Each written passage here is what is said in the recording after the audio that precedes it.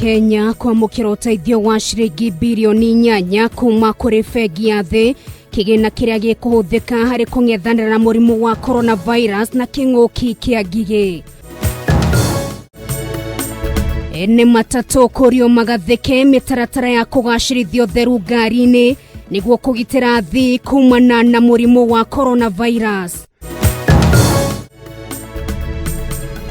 Mathukuru kwambĩrĩria kũhingwo ũmũthĩ thutha wa rĩathani rĩa President Uhuru Kenyatta gũkũ arutani makĩũrio magatheke mĩtaratara ya gũtigĩra arutwo nĩ agitĩre na njĩra ĩrĩa ĩgwete.